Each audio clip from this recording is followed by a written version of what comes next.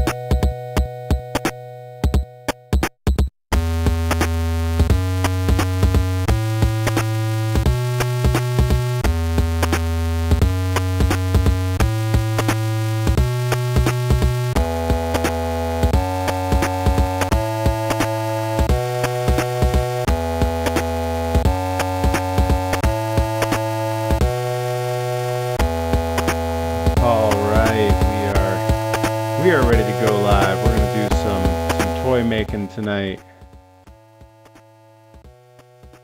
Welcome in, everybody. Welcome to my digital workshop. We are in Tinkercad tonight, doing some toy making. You can see some previous designs here. We did a camper shell to go on a die-cast Hot Wheels monster truck.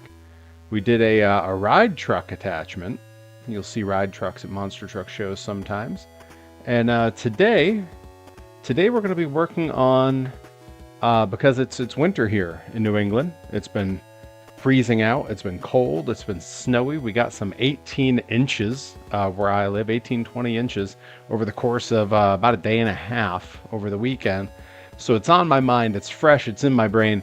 We're going to be making a snowplow attachment and sanding buckets to go in the back of, I have this old, this is the Roadrunner series from, gosh, there's not even a year on it, but I know it's from the 80s. This very unique looking monster truck here. Oh, I still got my green screen on. It's making the tires look the right color. All right, hang on one sec. We're gonna fix that.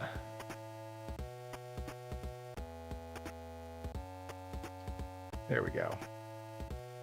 We got this this very cool looking neon monster truck, and I chose this one for this project for a couple of very specific reasons. It has a very low profile on the front. It's got a very low wheelbase. I think that looks really cool. I think that's going to work really well for what we're doing here.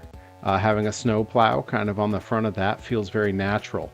I like that it's a very basic pickup truck. That's kind of what you see doing a lot of the plowing out and about. And this back bed is nice and flat, nothing interrupting it, easy to design for, and it's kind of big and long. So we got a lot of space to play with to kind of mold the shape and make it look the way we want.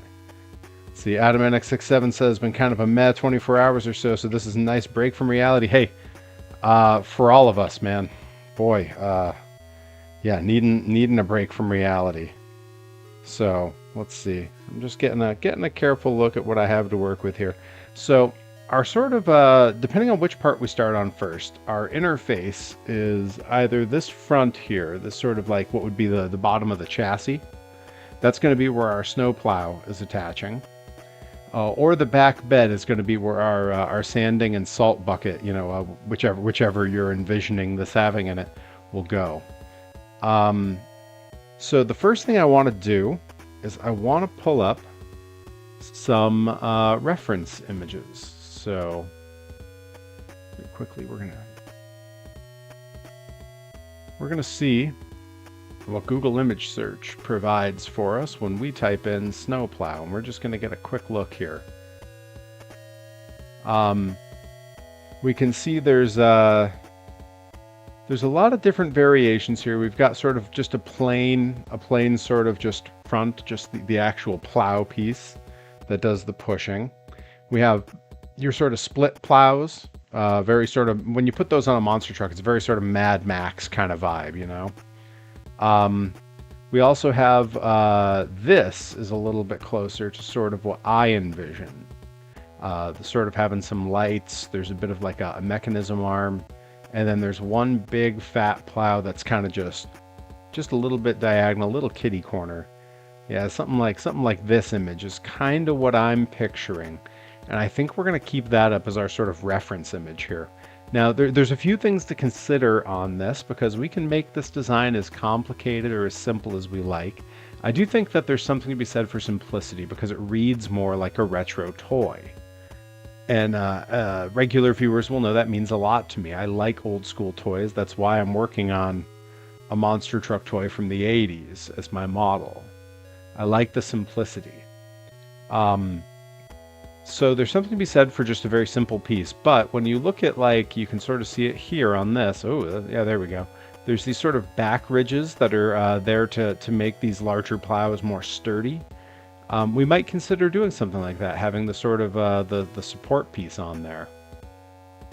So there's a lot to think about in the design, and I think the best thing we can do, the best way to get this moving, I'm going to pick this as my sort of reference image.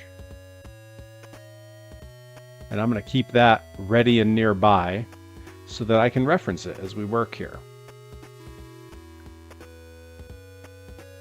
So let's go ahead, and we are going to create a new 3D design. And everyone can go ahead and let me know. I've got the sort of the chiptune music playing in the background. Let me know if that's too loud, if it's not loud enough. If you'd rather hear it than me, I get it. I understand. AdamNX67 says, simplicity is nice. Also, when I was at Walmart, I checked out the toy car aisle. I think I maybe saw one truck. Yeah, right? It's all cars. There's no trucks anymore. When you do see a truck, it's like sort of like an SUV or something. It's not really, it's not a pickup truck. Or like maybe there might be like a big rig kind of thing, you know, something in that vein. Yeah, really kind of strange how you never see that stuff anymore. There we go. Yeah, it was like a Ford Rover. Yeah, like it's not bad. Like it's something, you know, and I'd rather have that than nothing, but yeah, not totally the same.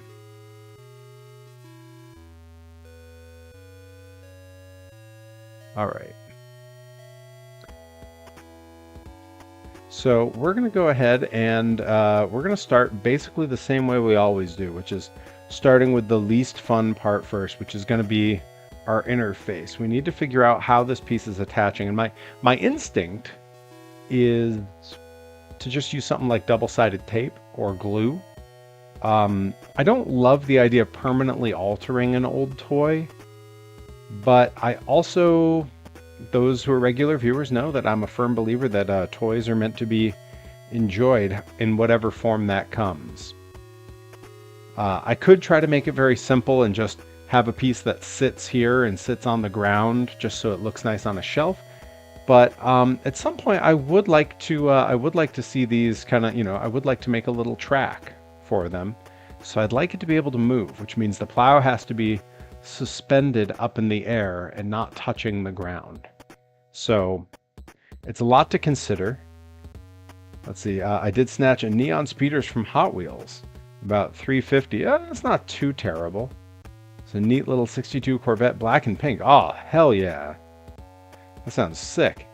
All right, so As with so many designs, we are starting with a cube. We have to start with something. And I do like the more simple view here. I find it a little easier to work in. So I want to design,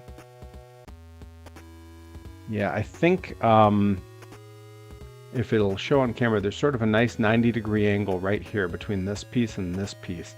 And I think that's going to be our sort of inflection point.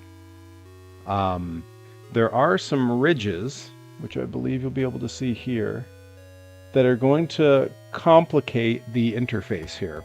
And I don't think I need to recreate that exactly. I think what I need to do is make sure that those parts aren't touched by what we're making. So I think I can literally just work from sort of a solid arm here. And the plan, I think, will be double-sided tape. I'll hold this on with double stick tape. The stuff works well, it's strong, it's cheap, it's not permanent. I think it's a good solution. Looks sick with black and pink lines on the side. Ooh, that does sound good. That's good color contrast too.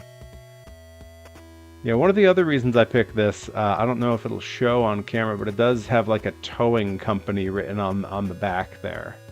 And that reads to me like who you would hire to come plow the driveway. So we're going to envision this as who would show up to plow the driveway if they showed up with a monster truck. All right, get a little sip of some iced coffee here. All right, feeling good, ready to rock and roll here. So our first measurement, and those regular viewers once again will know, digital calipers, absolutely invaluable tool if you are a 3D designer. These give me incredibly accurate measurements, and all the way down to the 100th of a millimeter. All right, so we're gonna need, that's our empty space, that's our max space, which doesn't give a ton of room for interface, but that's all right. So 16.8 millimeters is going to be one distance here. Call this 6.8. Boom. And now this other size I'm going to make here is going to be sort of how far out we want it to stick. It's sort of a depth, right? New gimmick for Perry, the Plow King. Call Mr. Plow, that's my name, that name again, it's Mr. Plow. Okay, so for our back piece that attaches here, 6.36 is what I'm saying. I'm going to call it 6.25. We're going to make it just a little bit shy so that there's a little bit of room for that sticky tape. So we're going to call this like 6.25. Boom. Okay. And then for height, I think I'm going to want this to come down a fair bit. I want a good chunky meaty piece on here for this to attach with. I want a lot of surface area to make contact. That way the piece isn't constantly falling off. Looks like 10.7 is going to be our height. 10.7. Boom. No, didn't like that. All right, boom. Hey, boom. There we go. 10.7. Boom. There, that's what we want. And as always, I'm going to take this piece and I'm just going to add a tiny bit of radius to it, because to me, it reads more like toy when you have slightly soft edges. It's got that plastic look. My printers are very capable of a nice, hard, sharp, clean edge, and we will definitely be using that on the actual plow piece. But for the sake of the little connector bits, I think a nice clean toy look is really what we're after. Now I do need to make a little opening in between there. So we're going to do that with a piece that's going to be a negative here in just a sec. That we're going to make about 12.5 wide. So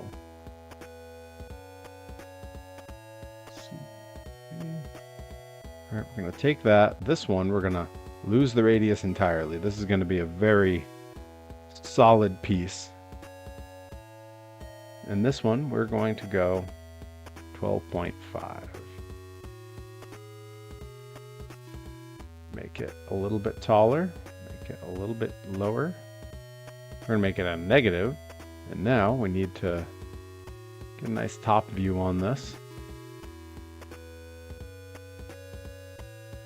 It actually already appears fairly well centered on this, but oh yeah, that's centered right there. Okay, perfect. So we're going to take it and just boop, boop, boop. And then we do need to extend it so it goes all the way through. But then really, it only needs to go to about like there. Like that's plenty. Okay, and now we're just gonna group that. All right, so that's our interface. This side is where the truck goes. This side is where the plow goes. So the truck attaches back here, the plow attaches up here. That's the boring part of this design, right? That's just an interface for how it's gonna attach to the toy. See, Ashley, and then a bunch of random numbers letters on YouTube. Hello, hi. Welcome in. We're making some toys. Oh, I don't want a toy. Get out. I don't want a note. Get out of here. How do I delete you?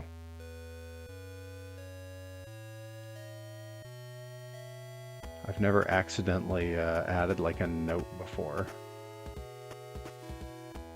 Oh, that's how I did that. Okay. Well, interesting. Oh, no, don't like any of that.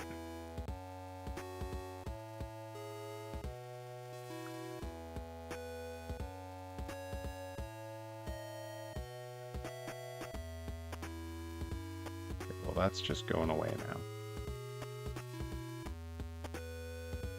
Okay, for real, what are we doing? What are we doing? Get out of here. When did this develop the ability to do this? I don't want notes on my design. Get out of here. All right, so that's our interface. Now, I'm gonna take a quick look and we're gonna, boring, maybe aesthetically pleasing, I'd say so. Hey, it's gonna work. You know, I'm trying to make it a nice design that's gonna look cool. All right, so that's gonna be up there. So we gotta raise that up a little bit. So let's get it where it's gonna sit in the design. So it's 10.7, which puts us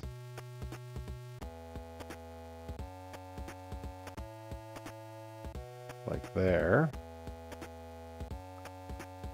Okay. Means I need it raised off the ground roughly 14.92. We're going to call it 14. So one nice thing is I've got the snap set to 1 millimeter right now, so it should move nice and clean. We want that thing 14 millimeters in the air because that's where it's going to attach to the front of the truck. Again, this truck has a really, really low center of gravity. Hey, Joey Nails coming in the chat. Welcome, bud. Yeah, we're making a. That's right, Joey Nails working for the highway up in Maine, working for the state. Oh, setting the alerts off.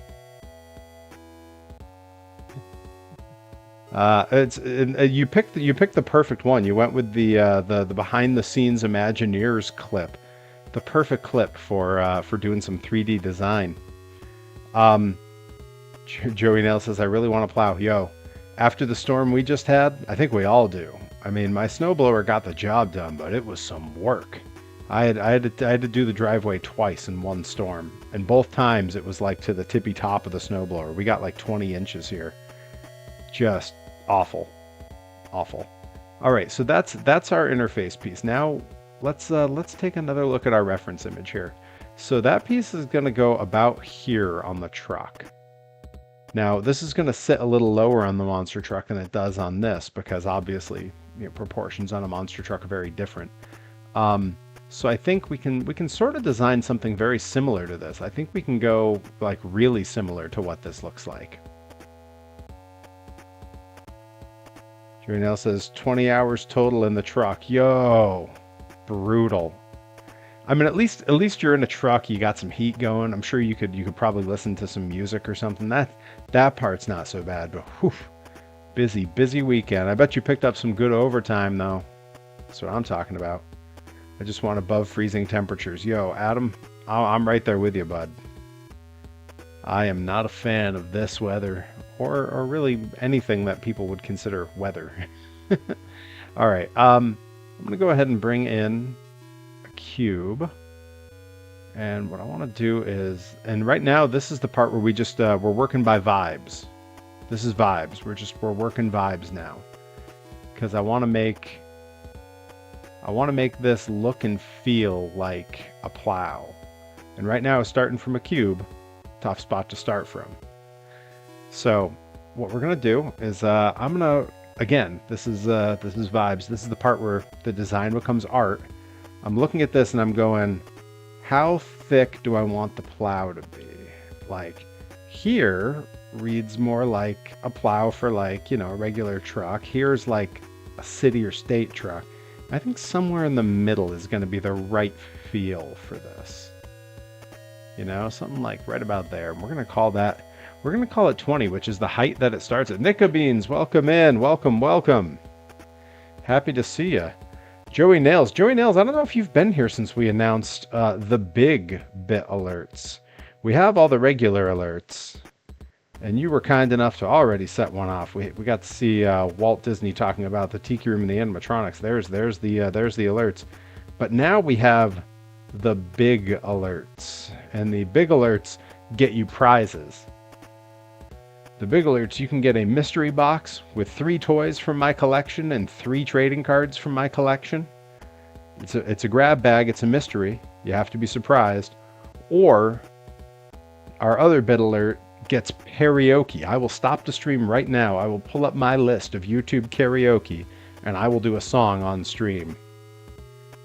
So choose wisely how you spend those bits. You never know. You never know when you might get something special. Now, we do want the plow to be, I want to keep it just inside the tires. I don't want to go wider than the tires. I know that it's always wider than the tires on an actual plow for obvious reasons. But for this thing's going to be on a little track that we're going to make it. And if the plow's wider, the plow's going to hit the edges of the track and the truck won't keep moving. So we got to go just inside, which is going to make it about 64 millimeters, which is bigger than you might think. All right, so let's go ahead and say 64. Boom, 64 millimeters. So that's our height. Let's get a look here at how our whole interface works. I think that is a solid start. You know what? We might even be able to go a little bit high. I mean, so this will be lifted off the ground. Like it's going to ride up there somewhere. So I think we could probably go a little bit, yeah, about there I think is going to look good.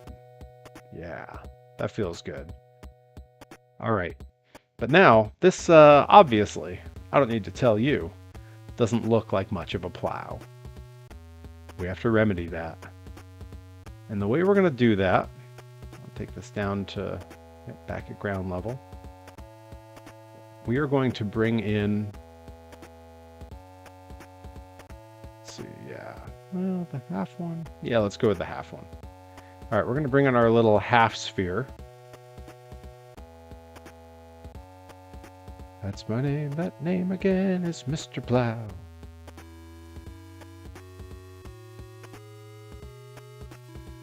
Okay, we're going to bring this over.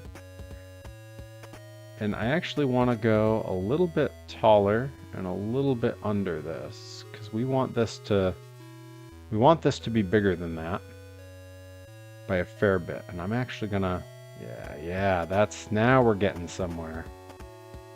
All right. I think that's, well, you know what? Actually, let's go ahead and bring it up to there. I think that's good. We want a little scoopy on the bottom. And I guess we kind of want the little scoopy on the top. Well, you know what? We can change the angle of it later. All right. So we're going to go ahead and make this nice and long. Like that. Before I do anything else,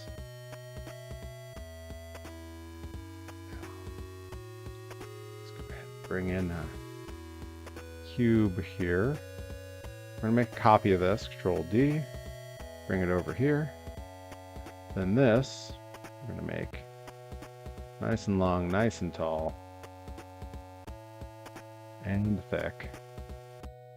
Like that. And then this piece, we're gonna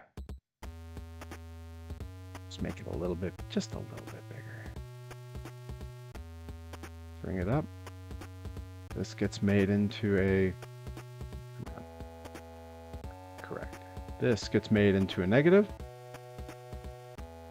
And we are going to group those two pieces to sort of make like a stamp. Boom. And this is all going to come together in just a second. Yeah, there we go. So that looks like that now. Now we're going to turn that into a negative. I'm going to shift it back. Shift it down. Now I want to bring it forward. This we're going to turn into a negative as well.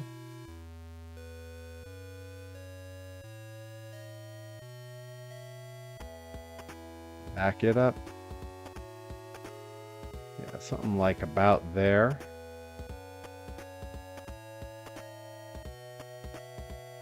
Now the tough thing here is that I have a little bit of a hard time knowing exactly how big or small these are. So I'll move this out of the way. And actually I can also see one change I want to do already. Which is I want to go like that. Yep, that's good. And then I want to just bring this to a very slight angle comparatively. Yeah, just like that. And then we're going to bring it forward. Yeah, because we want it thicker in the middle than at the top is really the goal there. In fact, let's get a straight on view here, because now we can sort of do like this. Yeah, that's what we want. That's the shape. Forgot to ask, did you sell your last Perry figure? I was going to DM you about it. And then squirrel. Because I did not bring merch up to Maine for the big show that I was just there. I was helping with production. No, I still have the last half human, half monster truck figure and the last standard Hasbro Perry figure. I do have both of those still.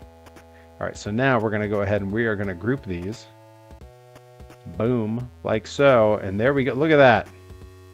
Mr. Plow coming together. It's all coming together.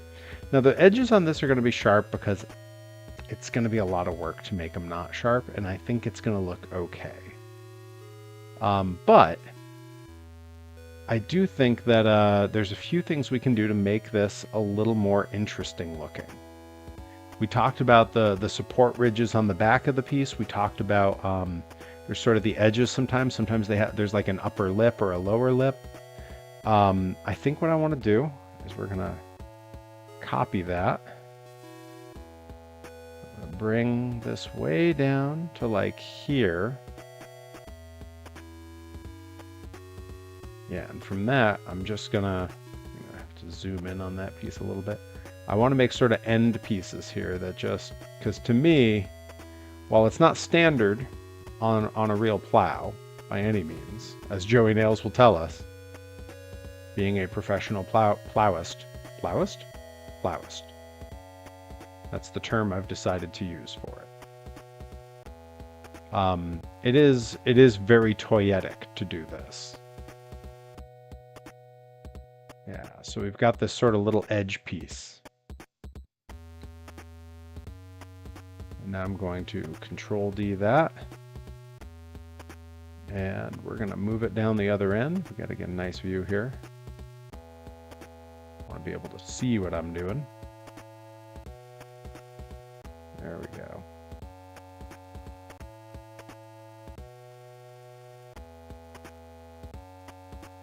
And I'm going to have these both just stick off the edge just a hair. So big update on the Mega 64 room, you guys. Last night, Rocco had it with the noises that the chat's able to play at him all night while he's sleeping. And for the second year in a row, in the middle of the night, he just woke up and he unplugged the speaker. He's not supposed to do that. Last year, he did it without saying a word and then jokingly played it off for a whole day as an accident. Like he woke up and pretended to notice it and went, "Oh, geez, what happened here?" And he went over and plugged it back in and was claiming like, "Oh yeah, must have got knocked over when everyone was in here last night doing stuff. Wow." This year he threw out all pretense. He stood up in the middle of the night and went, "You guys, this is too much. That we're not doing this. I'm shutting it off." And he unplugged it. So yeah, he was just this year the facade dropped. He was done. All right. So that's pretty good. Now what I want to do, I want to do those sort of the back ridges, right? So I'm going to copy that piece. And I'm going to see if we can make it work by just coming down to here like that. Yeah, I think this is going to work. And I want to just stretch it through the back like so. But I want to make sure it's, yeah, that's going to be our back ridges. That looks good. I don't want to go any thinner than that because these are very small pieces and I want it to print really cleanly.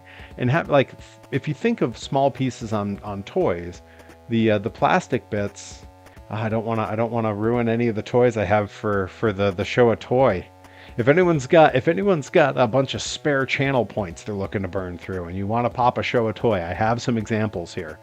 But all the ridges, all the little pieces you see in the plastic, they're always a little bit thick because they have to survive the molding process. They have to make it out. And the same is true of 3D printing. Like it's got to work. You know, you can't just have a piece that looks good. It's got to actually function.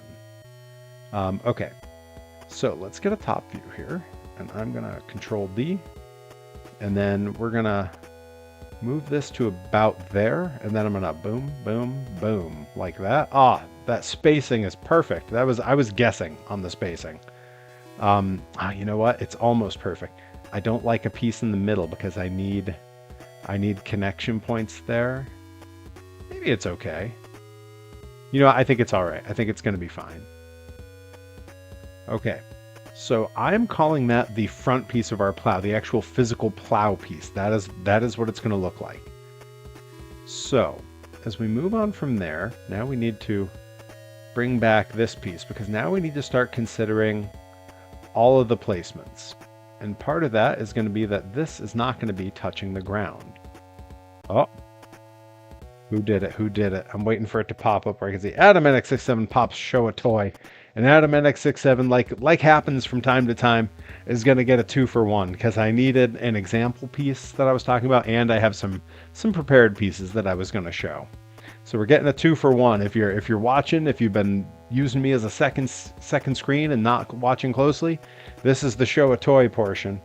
I do have, and for the life of me, I don't know where this came from or how I got it or why I have it. But I do have this awesome, very generic toy. Like there's not even any markings on it to tell me like what company made it or even what country it was made in. But I do have this excellent clown riding a penny farthing. It is a wind up.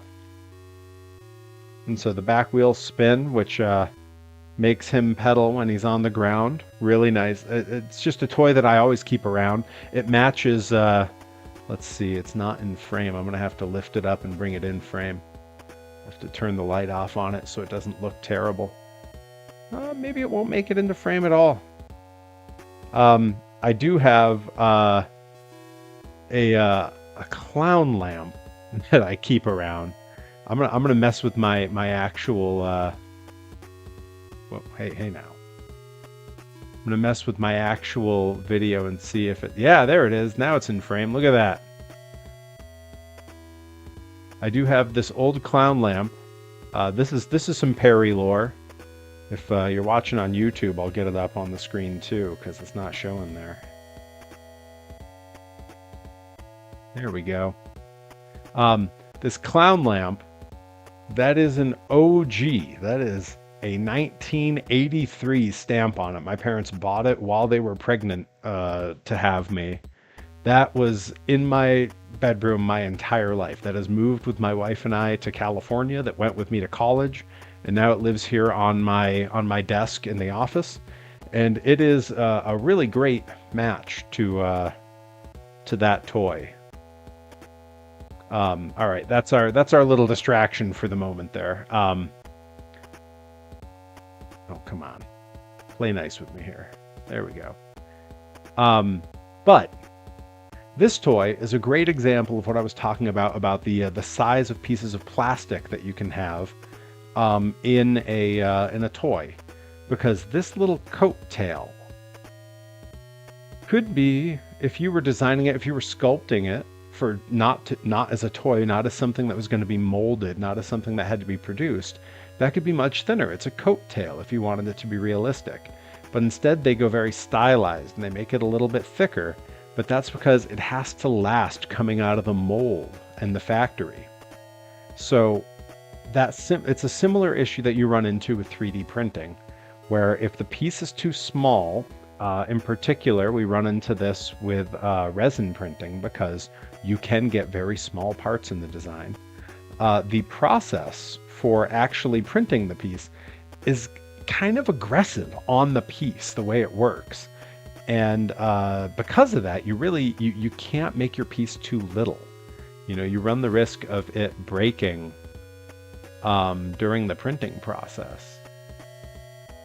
So with that in mind, we have to keep these of a certain size, and that's why these aren't much thinner.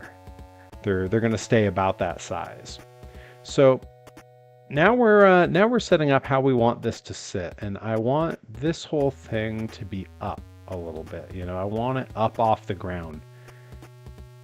And again, this is one that I do by vibes. I just think, like, how much space do I want between it and the ground? And it looks to me like 5.5 millimeters is a pretty good number. So if we go 5.25 is probably fine. If we go about there, that's where it's going to sit. I think that looks pretty good. Let's see. Adam NX67 says, "Oh man, I found that clown bicycle toy on eBay. I don't think it's the exact same one though." No way. Because I'm telling you, there are no markings on here. There is no company name written anywhere. There's no, wait. There is a made in China stamped on the back, but that is the only thing written on here anywhere. So for the life of me, I don't know who made this or even how I got it. I just know at some point I had it. I have a lot of clown stuff around. I have two really nice vintage Ringling Brothers posters on the wall in our room. And then if we pop another show a toy, I've got a pretty great Ringling Brothers mug that I use to hold all my pens and pencils that I've had since I was 7. I missed going to seeing Ringling. I've always been a huge circus obsessive. I missed going to see it because I had to have my appendix out. And so when that happened, my mom stayed with me in the hospital, and my dad took my brother to the circus because they had bought the tickets and we'd been waiting for it a long time. So they had, someone had to go. And my brother brought me back the poster that I have hanging up. It's still in my room. The mug that I'll show if someone pops another show a toy. And they also brought me an old VHS of Ringling Brothers from that era. It would have been 1992.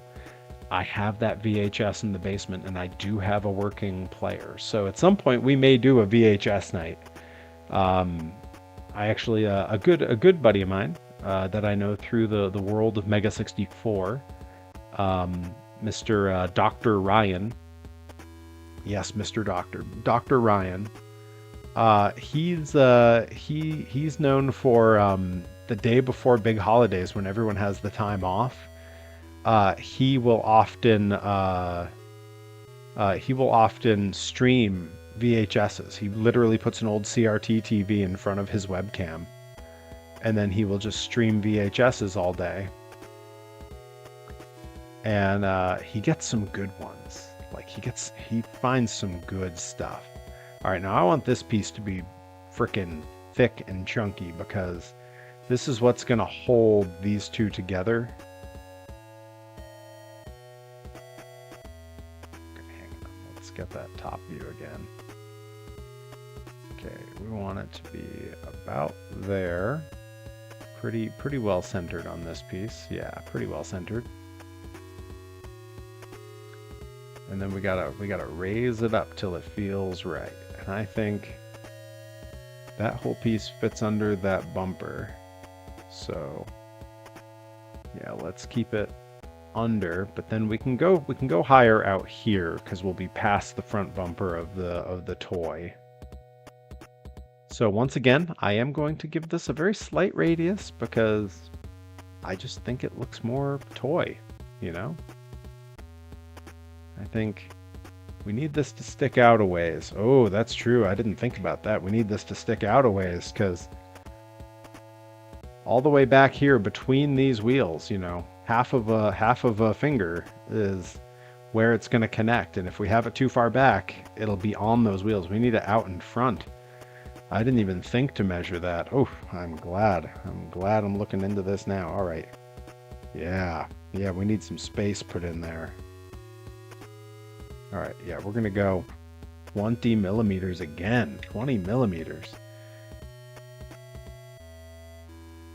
Let's see. So we're going to call this 21. Just to make it safe. Just to make it... you know what? It's going to need to... It has to dip into this piece too. So right now what I'm going to do is I'm going to go ahead and group this piece. Just for sanity's sake, it's going to make it easier as we go on here. See, Not Nickabean says, I need a VHS player so bad. I have boxes and boxes of tapes. I know a guy who is a wrestling fan out in this area. A regular, hung out with him briefly at the Aquabats summer before last when I saw him there. He is at most Blitzkrieg shows. That's where I got my VCR. He buys old VCRs and refurbishes them. He gifted me mine because he says he always has spares. I know that when he refurbishes them, he sells them for cheap. I will shoot him an Instagram message for you. That's how he and I communicate. But he's very good. He's very good at it because the one he sold me works beautifully. The one he gave me is a DVD and VHS combo, which is nice because I did not really have a functioning DVD player before that. All my computers are disk drive-less, so pretty cool. Yeah, I will shoot him a message. Don't forget, remind me. You got to remind me because I get hit in the head for flipping. All right. Okay. So this is definitely going to be at an angle. We're not going to leave it totally straight because when it's straight on like that, it feels like a construction machine, like a front end loader. But when you have it at the slight angle like that, that's a snow plow, right? Like that's the difference. All right. So we're going to leave it at 0 for now because what I want to do is I want to build some stuff up on top of this. Because once again, this is our reference that we're working from. And I like the idea of like this little, like the thing that looks like chains coming out of the front control arm. There's these two arms that come up to this big brace with the lights. I think that all looks cool. And I don't see any reason to not include it because what else am I going to do tonight? This is my plan. You're looking at my plans for the night. Is I'm going to stream this stuff, and then later on I'm going to go back to watching Rocco in the Room on Mega 64. Guys, I am so bummed. I have behind the scenes meeting stuff all day tomorrow, making a lot of things happen for the world of toys, the world of Pro Wrestling Grind, doing some media work, and I have meetings all day. I mean, like 8 hours of like actually meeting with people for things, and yeah, it's the second to last day of the Room, and I'm gonna miss 8 hours in a row of it, and I am not thrilled. But Twitch has been making me a little bit of money, which means the next time they release a solid state thumb drive of the entire Room, you can watch the whole thing. They did it last year. They've done a few re-releases of it. I've passed because it's a little bit pricey. When they do it again, I'm jumping on it. I've got the money. and I want it. I enjoy it. I think it's funny, and I would be sad to not be able to access it. My options are either that, or the other option is I can join their Patreon, which is probably overdue, if I'm being real, like probably overdue. All right, so I'm gonna leave this way out front for now because we're just gonna worry about this piece. And I know that the front of the bumper ends about there, so we can build up from here. So I want to come up. I think we should take this piece as our starting piece. We're gonna. Those who watched, all the regulars, Adam NX67, Nika Beans, Rye, everybody, they all know a thing I really like to do when I'm doing this kind of design work is I'll reuse the shapes. It's a smart way to build, you know? So let's see, if I want this to come up, if that's gonna be about there, yeah, we don't need this to come up super high. Something like, yeah, like even just 6 millimeters is pretty good. Like maybe even overkill. So that's 10. That's okay, yeah, we can go a little bit lower than that. We'll go about there.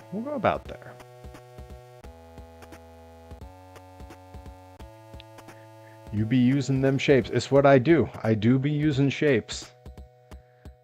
Just shaping up or shipping out. Okay, I think we can actually make this a little bit. Yeah, we can go a little bit thicker there. Just got my reminder message from Nika Beans. Thank you. Because I would absolutely forget. It's what I do. All right, we're going to bring this guy up to like here-ish. Lower it down just to get an idea. All right, we'll go to like here or so. I'll forget by the end of the stream. Definitely be using them shapes. Geometry. Hey, geometry was the only math class in high school that I did well at. It's something my wife and I talked a lot about because I have a lot of proclivities towards science. I ended up in the humanities because I was told that I wasn't good at math and science by teachers. In reality, what I wasn't good at was math and science that were not applied. I needed things like physics, where the math was applied and I knew what it meant in a physical space. Acceleration, movement, inertia, all of those things made sense to me. All the rest of math seemed like just nonsense, like nothing happening. Cody Brooks says, since the commercial for the Providence shows this weekend just reminded me, where are we at with new subs for the meetup? Our current number, we stalled out last night at 4. We have 4 out of the 20 we need for the meetup to happen in Worcester. But 4 is a pretty good start considering that's just 2 streams in, and we've got till May. So, you know, we're still in the last week of January. So not bad to be 4, and we're a fifth of the way through what we need. And gift subs count. So anyone feeling particularly generous, I do know that, let's see, I believe, I'm gonna just check here. I believe that I can turn on a discount. There might be, nope, not yet. Yeah, I always keep an eye out to see when the discounts go up on the gift subs, because I don't see any reason people should have to pay a whole bunch of money for that. I think it's the kind of thing that Twitch can let us all be generous on our own. Know what I mean? All right, so do I want the light bar with multiple lights? Yeah, why not? Why not? Let's go ahead and make this wider. Go to about, that puts it about in the middle.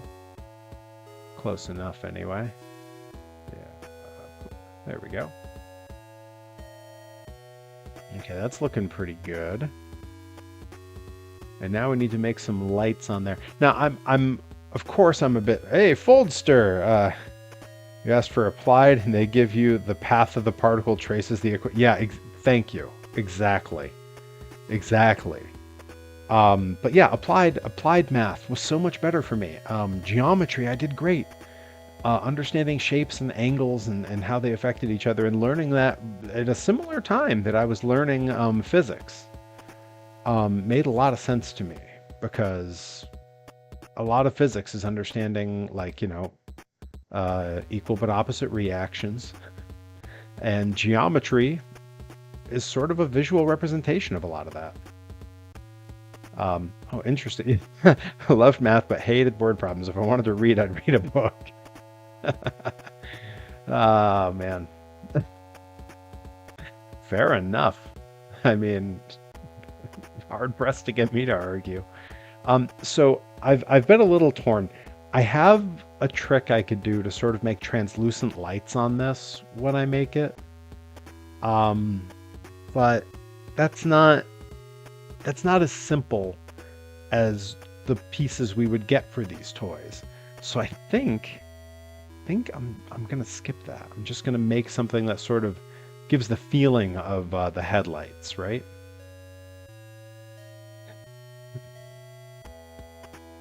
The emotes start flying. Let's see. So I think for that, we had something we used before. Yeah, okay. Yeah, it was this one. Okay, cool. Yeah, and this guy. Yes, it's all coming back to me now. Okay. I'm gonna bring this guy in. It's a shape we haven't really used before. Make it nice and soft. All right. Yes. Working on vibes. Working purely on vibes. I kind of think it would be cool to have like a bit of an oblong, maybe. Maybe we keep it round. Okay. Yeah, now we're getting somewhere.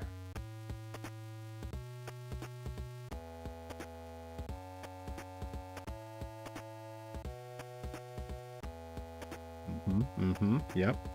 This is working. Feel good about that. Yeah. Good contact there. This is one of the things you got to see how much contact a shape has, so you know it's going to come out clean when the print happens. Big, thick, chunky parts like to hold their shape throughout the printing process, but those thin parts, like we talked about earlier, they'll bend, they'll warp, they'll tear. A little tough. Yeah, the situations in word problem. Hey, I'm gonna hop in on the convos here now and again. Yeah, situations in word problems were always a little bit bizarre. Like the obvious, it's sort of like an overdone trope in like stand-up comedy or whatever, but the one of like being on two trains, when do they cross paths? Like, come on, no one could possibly care. Like, unless your dream is to grow up one day to be an air traffic controller, like, no one cares. All those little kids dreaming of one day being an air traffic controller. It's probably, truth be told, it's probably more common than I think. All right, we'll bring it back to like there. And then there and like there. We could probably make this a little bit bigger, I think. Let's go ahead and fill the space some.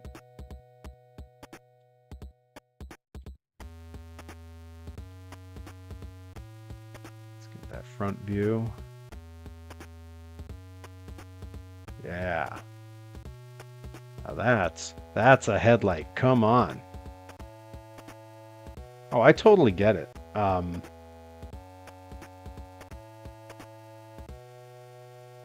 interesting, like, I always felt frustrated by those same things, and yet then I wound up being an English major, where everything was a word problem. In fact, the only problems were word problems.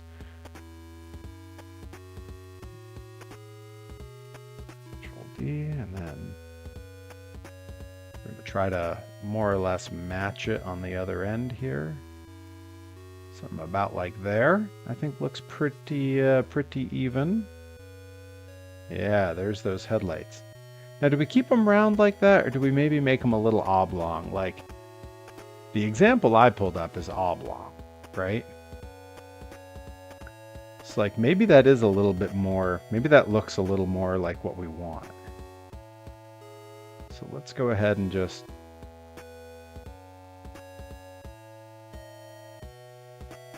I mean, it's certainly like a little weird, but I don't think it's bad. You know what I want to do is I want to take all of those, bring them up to like there. And then this piece I'm going to stretch up just... Oh, I brought that one up with it. Yikes. Okay. Is that still good Okay, yeah, we're fine. Wanted to make sure everything was still connected. I'm tempted to make this piece skinnier, like to do like this so that it's clear that it's an arm coming up for these pieces. I'm a little worried on how it'll print, but why not? Why not just get a little crazy, right? Oh, you wish that on me, Ricky Bobby. Don't you put that evil on me. Jimmy buys 99 watermelons at a store. Returns 7.5 for the price of 12 lemon. Outstanding. Okay. Let's see. How do we feel about that shape on those lights? I actually think that shape's pretty good. Now the actual light may seem a little like thick, and maybe it is.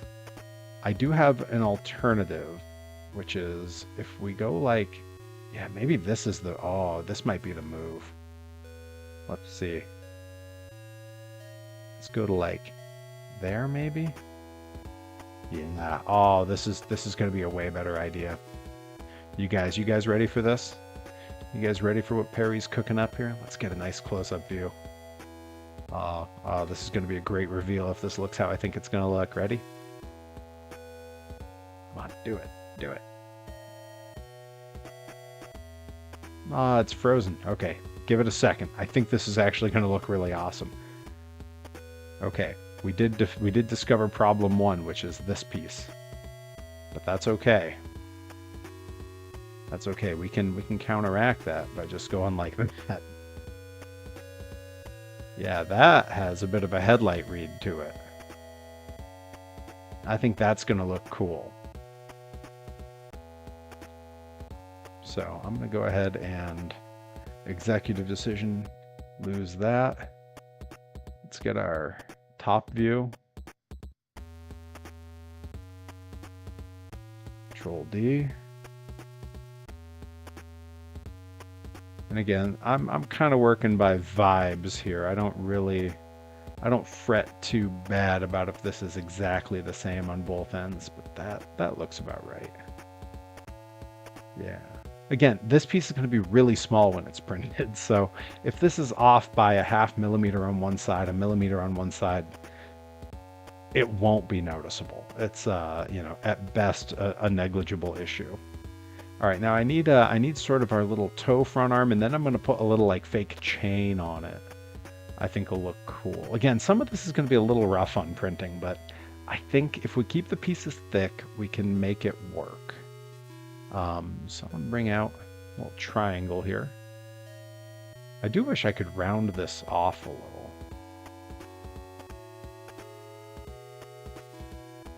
I mean, there are ways to do that, but I'm not gonna fret about it. If it's pointy edges, it's pointy edges. The world will go on. Actually, you know what? We were just using a piece that might. Don't overcomplicate it. Remember, toy design. Toy design is meant to be simple.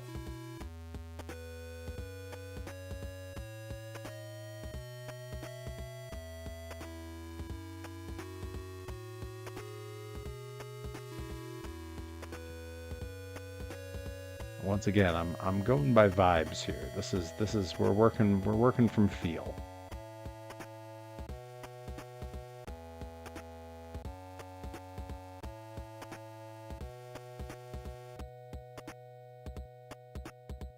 we're going to say we want this to fit in between these lights, which means this is going to need to squeeze to like here. I think we'll probably bring it back a little. Definitely make it a little less tall.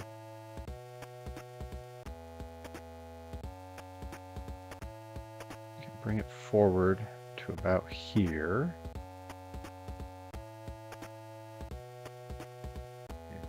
Yeah, that's gonna work. All right, because now we can actually stretch it back into there. Yeah, yeah, good so far. Now it's got to be at a funky little angle, so I am going to actually make it a little bit thinner. And now we're going to something about like to there, just so it pokes down a little bit. Bring it back a little bit. Yeah, this pointy wedge is going to bother me, but I don't think there's another piece where I can round the edges. Yeah, not easily anyway. Yeah, that's fine. All right. So from there, I do want to have a little chain coming down just into here. And then we're going to attach our plow, and that's going to be it for this this front half. Front half is coming along good. I'm feeling confident on this. Yeah, I kind of like the little bar we built with the lights and everything. I'm almost kind of wondering if it could be up higher, if we could go taller on it. Like maybe we do something like that. Just, you know, really, we want it to be really visible. Yeah, like even that looks pretty good. All right, yeah, I think that's what we're gonna do. We're gonna make it a little cartoony. I think cartoony is a good default. All right, so now we have a few different ways that we can make sort of a faux chain here. And I think working with this little tube guy is going to be our starting spot.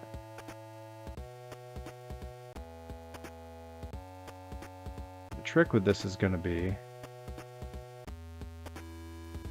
that I need, let's see. Okay, all right, okay. Let's make it smooth, why not? Okay.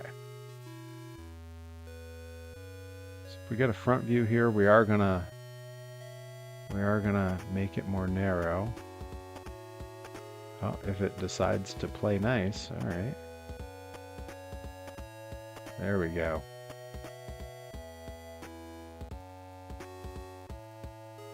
Yeah, we can go about like that, because I want it to have that shape, but I don't want it to have a big opening in the middle. We need it closed up. I think that's going to be about what we're after. We can give it a little bit more tube, because we're gonna link these pieces together to make it a solid. So let's go ahead and shift down, bring it on up. And we're going to be doing a lot of shrinking and moving here. Yeah, something about like that.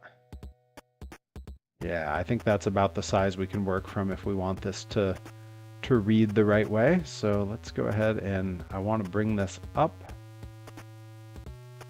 to about there. It's pretty close to centered. Oh, my jumping is too much. All right. That's centered. Okay, cool. And we are gonna, yeah, there we go. Bring it on back. And now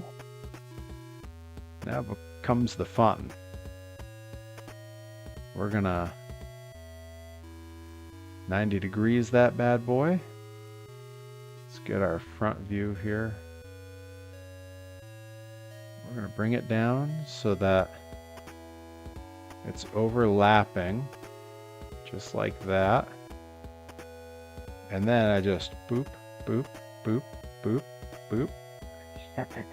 Yeah. Look at that instant chain. Now that chain technically connects to the plow, so it can help readjust it, but for us it's a matter of aesthetics. It's got to have the right look. Yeah, I'm happy with that. Okay. Now comes the part where we bring the plow back. So let's go ahead and, say a 0.5 millimeter is a safe amount of movement here, and we do want it at a little bit of an angle. So we're gonna, like literally to about there is plenty. Yeah. Guys, I'm thrilled with how this is turning out. If you think this is coming out good, let me see some emotes in the chat. Let's get a little feedback going here. All right, so we got good contact everywhere. I just want to make sure that this back piece is sunk in everywhere so that it all becomes one piece. We can't have like this. See that little edge there? That to me is not enough. But it also can't poke out the front. Now that should make this all one nice, good, solid piece, and I feel good about that. Just bring this a little bit more forward. I see the emotes flying. Thanks, guys. Appreciate it. All right, I think that's looking pretty good. Now, I could add, I don't think it'll last the printing process, but I was looking, there's always the little poles that are used so that when you're driving the plow, you can see where your edges are. I think something that thin, even like an amalgamation of it, like if we had a thick piece, it wouldn't look right. And if we had a thin piece like that, I think it just wouldn't print. But I think we're going to call that good on the plow. So I'm going to take this whole thing. We're going to group that. Boom. And then I want to make it like a gray, so that later on when we get our thumbnail, it'll look good. Foldster went with all the monster trucks. Hell yeah. Boy, I haven't even had to dip into my prepared toys that I was going to show. I've had the one that we're working on for the show a toy, and then I showed a couple clown pieces for the sake of example.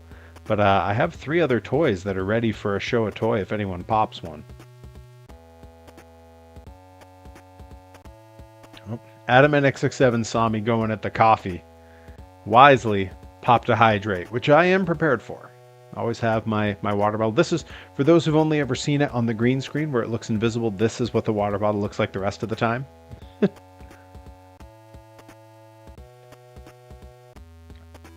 Thank you. I did need to hydrate. I was definitely overdue for that. All right. So next we need to make sanding bucket. And I need to look up some reference images of this because living in New England, I typically see this stuff at night.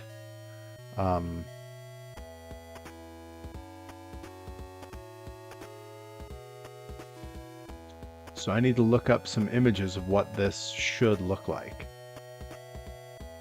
Yeah, this is what I'm envisioning. Yeah, that's the one. Okay. Let's go ahead and bring the search over here. So something about like this is kind of what I'm envisioning. They have some smaller ones that are like commercial. Like this even is pretty close to what I'm sort of picturing, where it's, something like this that goes on the back, a big funnel thing with a release piece for the sanding. And I want to put that on the truck because if I'm gonna have the plow, we better put down some sand, I think. So I think like this is a good reference shot. That shows me a lot of the side. This has like a tarp piece covering it, but I need to be able to see that, and I think that's what we got to design. Yeah, I think something like that in the back of this little truck, it's gonna look pretty slick.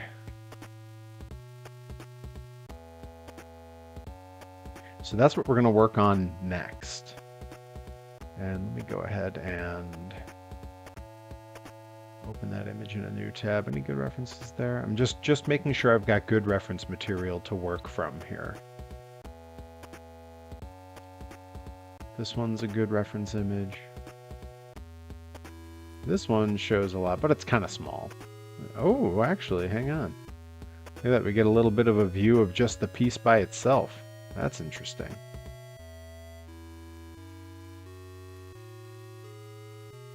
Something that sort of splits, yeah, something like this is pretty close. Yeah, the big piece like that. And we'll have a little piece that overhangs on the back, I think. Yeah, if we design it carefully, it'll work just like the piece did for the camper and for the ride truck, where it'll just sit right in there. All right, we have some reference images. We're gonna name this Snow Plow, which I think came out pretty darned good. Yeah, feel happy with that. All right. And we are going to open that in a tab so I have it later. But we're going to create a new one. I'm going to create a new one for this piece so that we're starting fresh. I want a fresh plane to work on. So, sanding bucket. Okay, get the view the way we like it. There we go. All right, so the first step is going to be to make ourselves a little box that is the size of the back of this bed so that our whole piece can just rest right in there. That is going to be step one. So for that, breaking out the calipers again and just taking some basic measurements. Okay. Our interior here appears to be right around 30 millimeters. So we're going to call it 29, because I like to have a little bit of wiggle room. Maybe even 28 and a half. Let's call it 28 and a half. Let's see, if we're calling this the front, then this is the side view, which means we want this to be 28.5. Boom. Okay. And then for our width, we're looking at, it's about 22. We're going to call it 21, because again, I don't want to have to worry about whether it's going to fit. I like having just a little bit of play in there is perfectly fine. It's not a pressure fit. All right, and then for height, because we're going to have this bottom piece just fill the back bed completely. Okay, yeah, we got a few things to work on here that are going to be pretty interesting. All right. It's 3.12. We are going to call it 3.5. Have it stick up a little bit. I'd rather have it be too tall than too short. If it's too short, bottoms out, can't go in. All right. So that's roughly the size and shape of our back bed. So we need to build our little bucket guy coming up out of the top here, and our sanding piece on the back. So let's make our bucket first. And when we make the sanding piece, we have an interesting piece to contend with, because it needs to come up and over the lip on the back, but you see there's sort of a little ridge here. So we're going to have to work around that. We're going to have to mold that into the design. Shouldn't be too hard, but that's famous last words, am I right? All right, once again, as always, just giving it the slightest bit of radius there, just because to me that looks nicer. More toy-like. Even if it's a piece you won't really see, it's going to be kind of hidden away. I like that. And again, this is when we switch from the part that's design into the part that's sort of art. We start, as I say, working on vibes. We want it to feel right. We want to have the gesture of a particular piece. So I want this to really fill the back here. I want this to be like a really full piece. So let's go ahead and this starts from a wedge. So we're going to go ahead and bring our triangle out. I'm going to give it the old flip ski. I am going to bring our snap down to like 0.25 tends to be what I like to work on. I'm going to raise it up just a hair. And now I'm going to try to center this as best I can on this piece. That's close to center, but not totally centered. Let's act. Well, actually, yeah, that's pretty much, that's as centered as it could possibly need to be, I think. That'll tell us. Yeah, that's good and centered. Okay. So now, I want this thing to really fill up the back here. Like I want this thing to come right to the edge, just like that. And then really I want the same on the back. Like I want this thing to be like maybe just shy of where the back is. Yeah, that feels good. Now, as far as the height goes, this is partially on vibes, but I want it to read correctly with the height of the cab. So if we go all the way down to the base of that, I'd like it to be a little bit, just barely taller than the back of than the cab, just barely. So we're going to call that, it's 13.8. 13.8. I'm going to make it 13.7 because we're not done with the design yet. There's a little bit more to it. So we're going to bring it up. Wow, this makes it real tall. Holy moly. We're going to call it, let's go 13.25. I think that's looking pretty good, because now I copy this piece, because again, I do be using them shapes.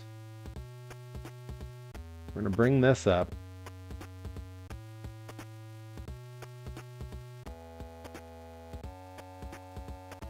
Go like just to about there, just where it overlaps a little.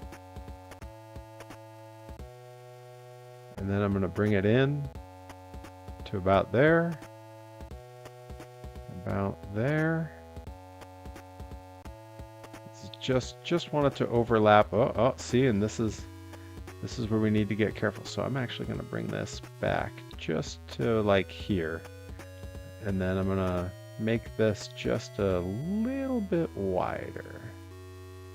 Boom, just want it to be proud of those little pointy bits so that they kind of go away. Something like that. I think we're in good shape here. Let's see, Jammer Main over on YouTube. Hello, welcome in. We're doing some toy accessory design. We're currently in the process for a Hot Wheels monster truck. We are making a sanding bucket. This is we use these in the, I don't know where you're from, but in the Northeast, these spread sand and salt on the roads so that we're not slipping around too much on the ice. And we just finished designing this snow plow attachment that'll go on the front of our monster truck. And now we're working on the sanding bucket. All right, so what I want to do now is I think I'm going to use this same piece again. Well, not even. I don't even have to do that. We can go simpler. We're going to take this guy. North Virginia. Okay, so you get a little bit. I bet did you all get hit with the snowstorm that just happened? I bet you did, didn't you? It was pretty widespread on the coast out here, so I wouldn't be surprised if it hit you all as well. Up here, I'm in western Massachusetts, northwestern Massachusetts, and we had some 20 inches in about a day and a half. So I did my time with the snowblower this weekend, I don't mind telling you. All right, so we are going to do that, and we're going to bring this up to about here. And now we're going to make it nice and skinny. Something like about like that.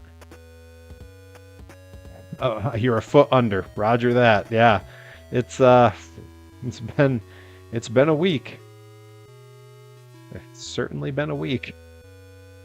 You know, we're all buried right now. All right, and I'm gonna actually make this a bit taller just to disappear into there. I'm gonna bring this into about there or so. And now we can, oh, that's actually pretty well centered. I was kind of guessing, but that looks pretty good to me. Used to date and visit a girl in West Newbury. Oh, okay, so you've been up this way. West Newbury out in Eastern Mass. Sort of the known to be the home of John Cena. Oh, your mom lived in Amesbury. I wrestled in Amesbury. I'm actually the date may have just gone by underneath me here on the ticker, but I wrestle for a company in Amesbury called Rad Pro Wrestling. So yeah, I get out to Amesbury every once in a while. We our wrestling venue is actually just downstairs from a bowling alley. There is a candlepin bowling alley called is it Riverside Lanes? River something Lanes? That is in the same place. All right, so that's okay. So we want to Control D, and now I'm just gonna. Because I think we probably only need 3 of these, maybe 4. Do we want to go 4? Let's go 4. We'll go to about there, and then we're going to go boom, boom. And we're going to try to make these about even with the piece here. I think that's going to be somewhere right around there. Okay. And once again, we're always checking against the model to see, and you can see how these are sort of these support pieces here. So I think we're coming along pretty well. Next, we're going to design the back piece that is our spreader here. And once again, we come up to a bit of an interesting difficulty here, where on the rear of this truck's tailgate, there's this little hitch that goes up, and we have to get up and over that with the piece we're designing. So what I'm going to do, I'm gonna. This is a great idea.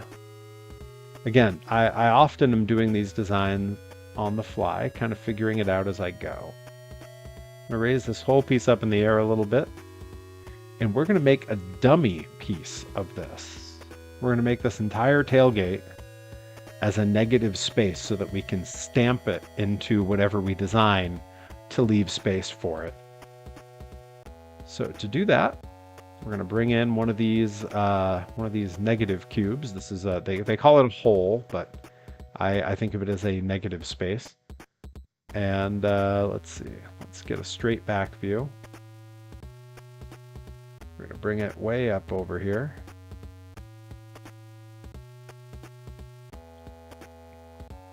Make it nice and wide, because this is going to mimic our tailgate.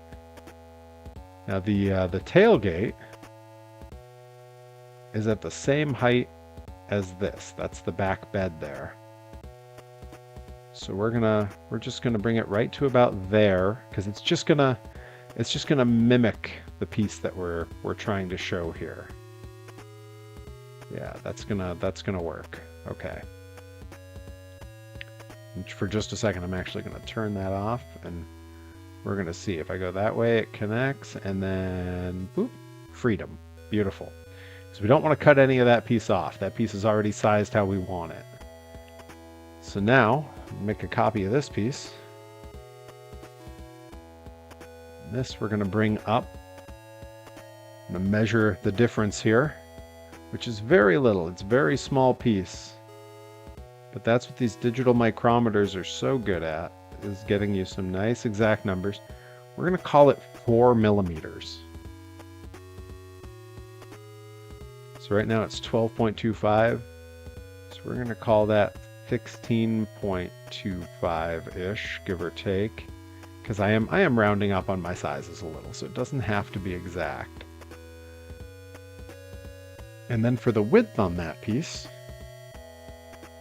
We are looking at 8.84, so we're going to call it like 9.5 just to be safe, right? Like I don't want any surprises here. So we're going to call that like 9.5. Feel good about that. Now let's go ahead and get that nice and centered. Something about there ought to do. Again, I'm rounding up on these because I'm giving them a little bit of wiggle room. Not a pressure fit. All right, and then both of these need to be about the size of this lip here. The thickness of which is, if we're being safe and giving it a little bit of wiggle room, we're going to call it 3 millimeters.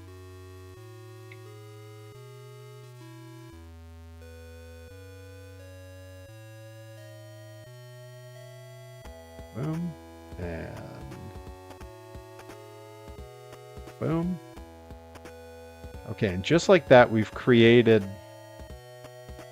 sort of a space holder for this back piece here. And that's giving me some good images to work from here. It's giving me a really good idea of what this will look like. And I will say I'm actually going to make this a little bit shorter because I want this to sink down into the truck bed a little bit. I want it to be lower than that back bed, you know? All right. So from that, we're now going to start working on our spreader arm. This the little sort of spout piece here. And this is going to be a piece that we're doing based on vibes, where we just want it to feel right. So I'm going to start with a cylinder. Bring the sides way up on that. And we're going to bevel it a little bit, but we're going to wait till we get it down to the size we want. So let's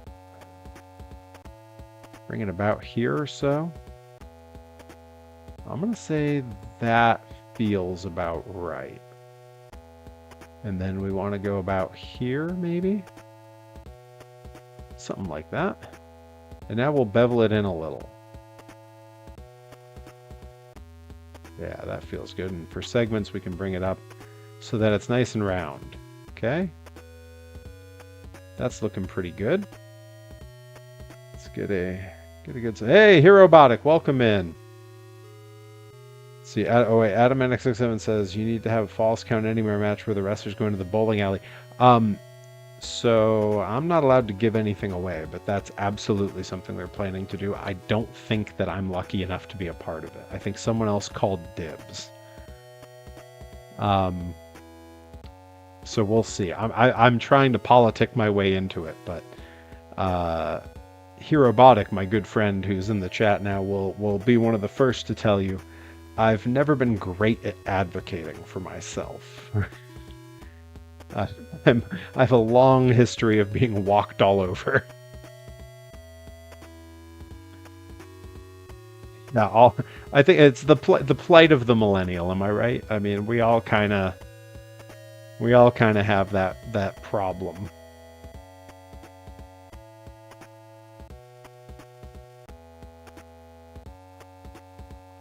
All right, so that's looking good. So now from there, we sort of want like a pyramiding up piece and then a piece that connects on into it. So let's see, I want to take, yeah, actually this little pyramid piece is going to do the trick for sure. We're going to mirror that. Give it the old flipperoo.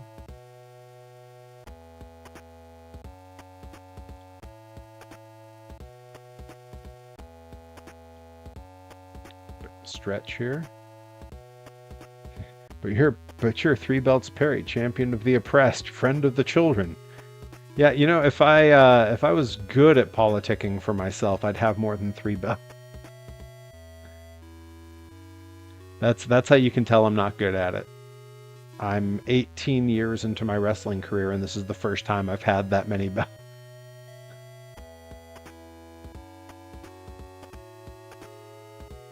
All right. And actually, you know what? I think I kind of want to... Yeah, I think that's what we got to do. Got to go about to like there. And now I'm actually going to come in and I'm going to steal one of these. Control D.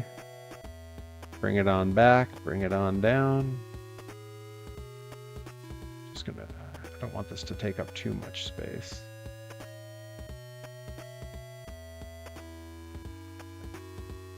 Kind of want to come to about like there, maybe? Yeah, we're going to group those. Group. That's what I'm after. Okay, cool. That's what I needed. We need to stretch that up some. Get our back view. Oh, Aerobotic says, where is the bowling alley? The bowling alley we're referring to is in Amesbury, Massachusetts. And it is upstairs from where I wrestle for Rad Pro Wrestling, the comedy wrestling company that is a period piece. If you've ever heard anything more me, it is a period piece set in the, would be just pre-Attitude Era. Currently, they have moved into 1997 is the year that they're in.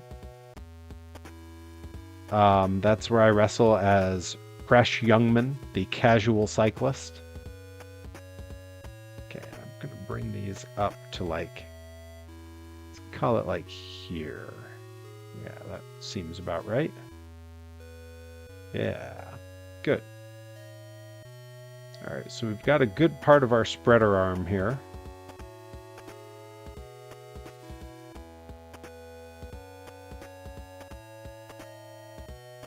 And we're going to bring in another cube. Call that old reliable. Shrink it on down. Give it a little bit of a radius happening here. Whoa, that was a little too much. All right, there we go. Just a little bit of a radius. You need to ease back off just a little more. There we go.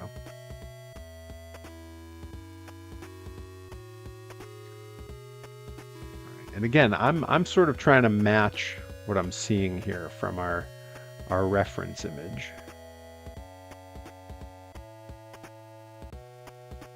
Bring this down to about there. Get it centered. Future 7-time Tour de France champion. I mean, I've got some great jokes for that, but none that I think I can really say on the stream.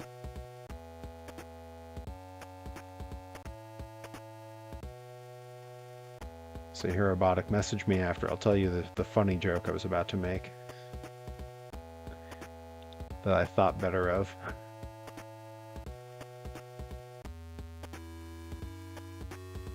I'll even bring this to like, oop, right there. And then this I'm actually gonna bring out there a little bit. We're gonna let it all kind of be out that way.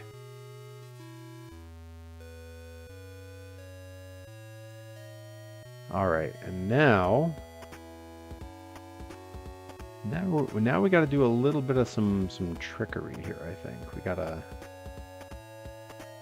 First thing we're gonna do.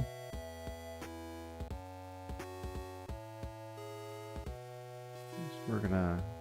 Oh, I didn't realize that piece was not centered. Okay, let's get that more centered.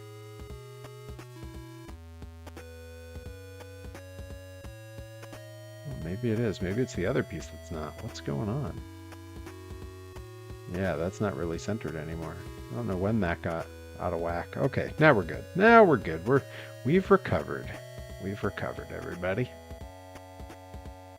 All right, so for this next piece, I want to make a copy of that. Control D. Make it taller. Thinner. And then going to try to center it a bit.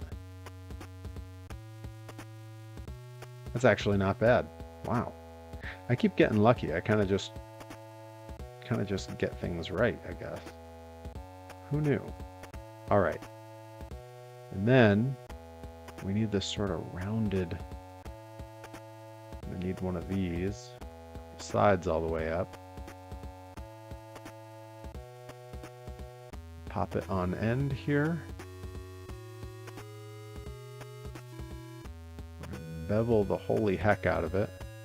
Increase the segments just a little. Well, maybe all the way. Yeah, I think all the way looks pretty good. Shrink it down. Bring it down this way. Let's get a straight view on the back here. Bring it up. Bring it over.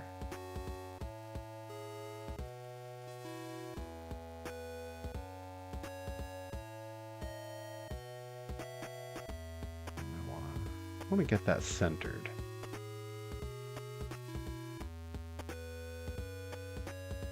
So about there.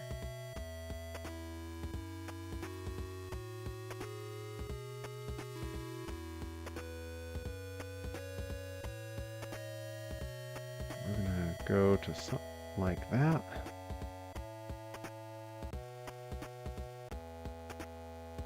Now bring it back like that to about there. Non-aligned Warlow is telling me about where viewers are. Thank you. Thank you, bot. Thank you. It's very helpful. Thank God I finally know where the viewers are.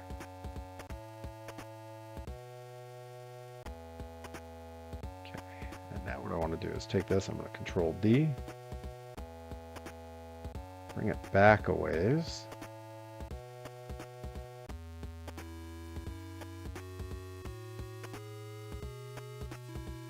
make this a bit bigger but mostly longer, and then I'm going to put this at just a very slight angle. I just want it to come down like that. Yeah. And let's see what happens if I just womp, womp. Can lose that last one. Yeah, we just kind of want the indication of like the little tunnel that the sand is falling through. I think that looks pretty good. And that's going to do a nice job of staying out of the way of this piece. I kind of wanted it to be bigger so it would kind of hook on there, which we can do. It's gonna undo a little bit of the realism. I'm okay with that, really. Let's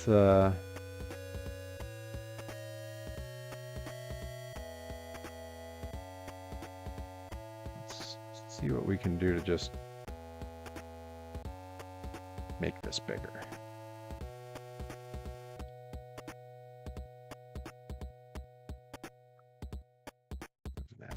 Long or that tall, really.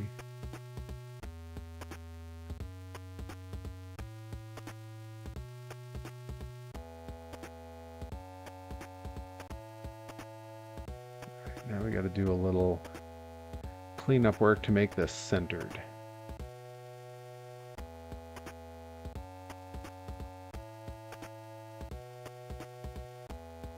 That's centered. That's centered. Okay.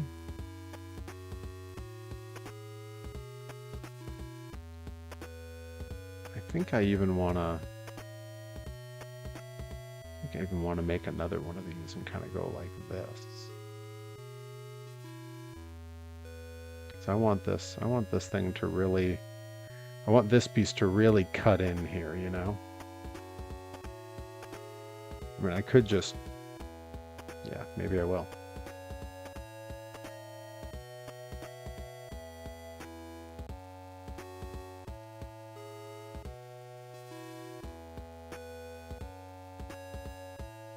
do like this.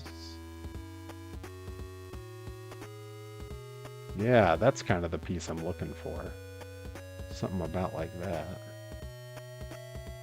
I'm gonna have to just in a little bit. I don't want it poking out the side here. Let's get it centered again. Actually, kind of nailed it. All right. Okay.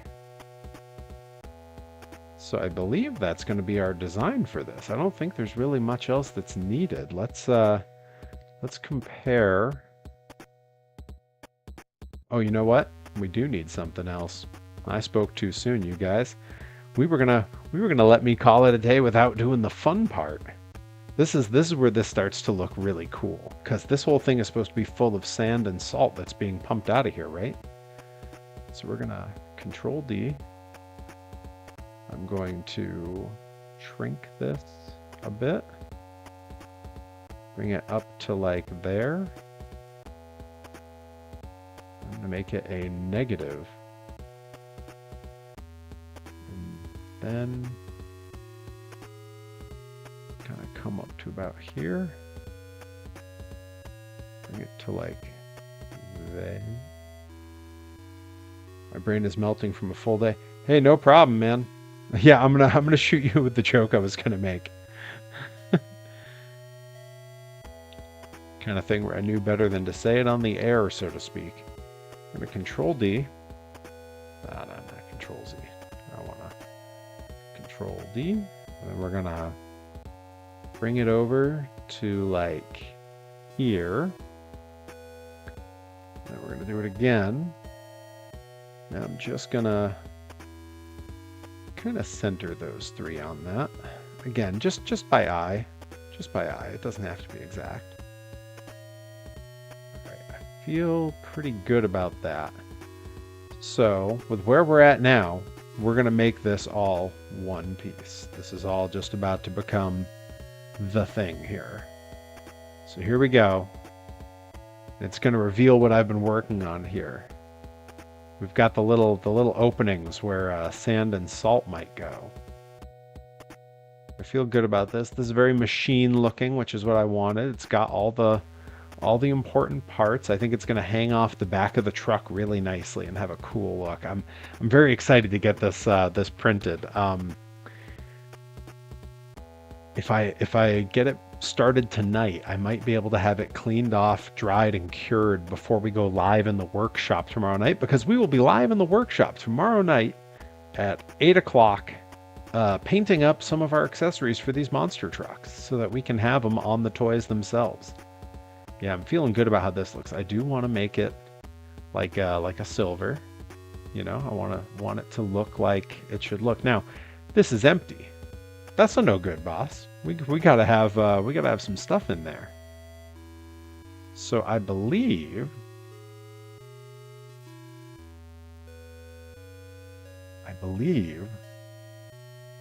we have like some, yeah, here we go. There's like some shaped stuff here that people use for when they're making like their Minecraft or you know their tabletop stuff. This sort of like dust and dirt shape here. And that's what we're going to use. Do they have one without the wood around it? Kinda. Yeah, that's what we want. We're going to lose that. And this is going to be our texture for some dirt inside this. I'm very excited that this is still here. I didn't know if it was still set up in Tinkercad or not, because I don't use pre-made shapes very often. But let's go ahead and let's get a top view. We're gonna bring it to about there, by about there. And then we want it to hit about there. Let's make sure it's not sticking out. Yeah, of course it's sticking out. Of course it is. So we're gonna have to make it shorter and then bring it up until it's no longer sticking out. And shorter again. I love that they have some sort of like terrain stuff in here, and they have nice simple ones now. All of them used to be kind of complicated for how they ended up looking, which presented some problems when I was doing some very simple design work. But it looks like they have some nice simple stuff now. And that looks pretty good. I think we could even go a little bit shorter on it and still have it look pretty good. Yeah, something like that. That looks like a pile of sand and dirt sticking out. Love that. Come on. Come on, you guys. All right, we're going to make a copy of that. Getting above view, and we're going to bring it over just till it lines up with the next spot that we made. And then because we do want this to look different, we are going to mirror it so that it'll look different. That's feeling good. All right, do they have a different one we can steal from, or is this kind of, I think that might be it for now. Yeah, so what we're going to do is we're going to Control D that. Bring it down to about there. And then I'm going to go ahead and bring it to like the halfway mark. We're going to Control D that. Bring it over till it feels good. Something about there. And then that piece I'm going to mirror. And now we've got 3 different little piles of dirt in the back of our thing, ready to be sent off as sand. Feel good about that. All right, that looks great. Okay, and that is our designs for the day. I'm feeling good about this. We got it done a little bit early, which means we have time to make our screenshot together. So, what we need to do, we need to hop into a fresh Tinkercad here.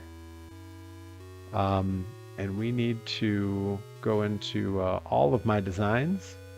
And somewhere in here, we have the truck that we've been using for a lot of our thumbnail work.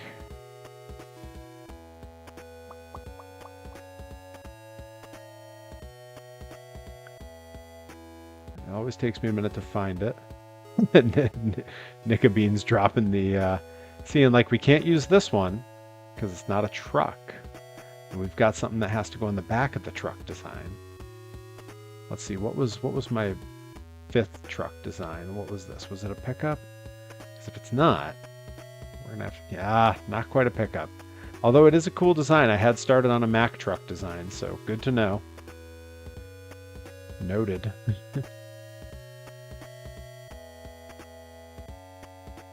See, we got the old Mad Tank design. I know Nika Beans has seen that one before. Rye as well. There's a pickup body. There's the single print for chassis. Eventually I'm going to do a lot of cleaning out of this because there's a lot of designs that are no longer really super relevant. Okay, I think this one should work for me if it wants to open.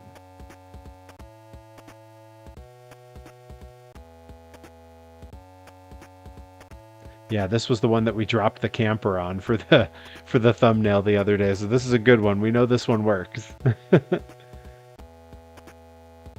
All right. We're going to go ahead and remove the camper because that's Boy, there's a lot to that camper. Good for me. I did some good design work. We've removed the camper. Now we're left with just sort of a generic Matchbox Superchargers body.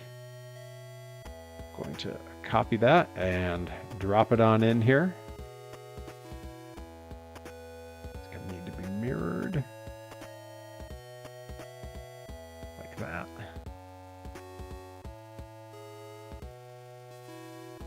And then we got to lift it up because it doesn't go on the ground. It goes up.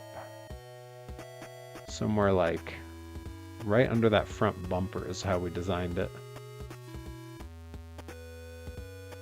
Come on. Once they get in the shot together, how cool does that look? I am exceedingly happy with how this is coming out. This is very cool. front view. We'll get it nice and centered.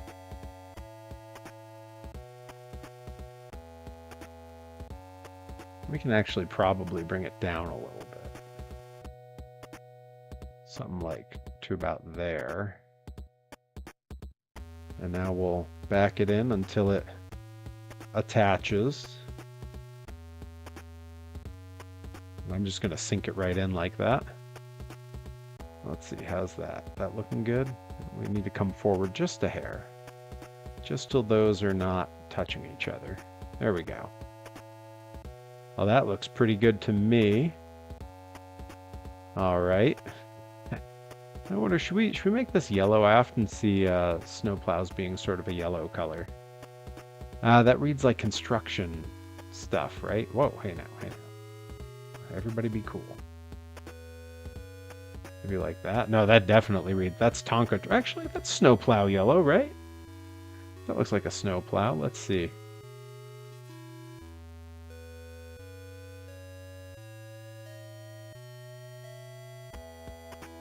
Going back to our reference image. Yeah, that reads like a snowplow picture. Yeah, that's got the same vibe. Even a white truck. Look at that. Okay. I'm feeling that. All right. All right. Now we got to go. We got to take this guy.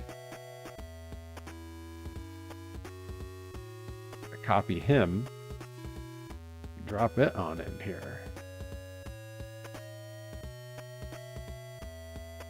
And this one we're going to have to size special because this is sized to a different toy than what we're looking at here. Clearly. All right, let's get a side view here. Bring it to like there. Even a little bit back from there. There we go. Something like that.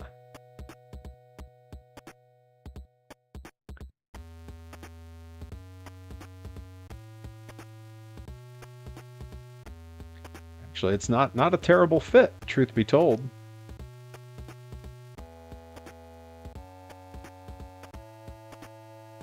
And then we're gonna see if we can get a view where we can tell when it touches down here.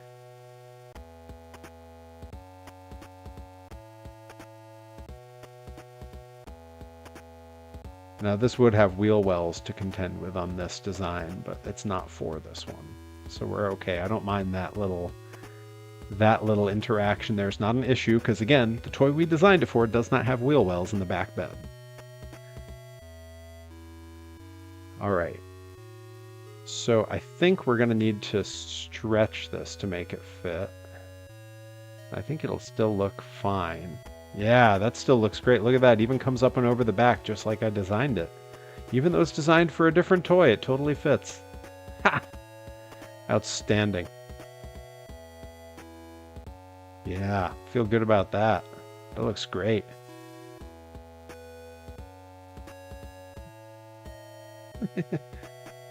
Kind of hilarious. Ah, very cool. And that's what we're going to use for our thumbnail. Now let's get one last little comparison image here before we call it a stream. So we have our sanding bed here, which I think we really kind of nailed. Like that's how that should look to my eye. I think that looks great. And I do love that we have the sand kind of overflowing on top of it. Very cool. And then for our snowplow, we have our reference image here.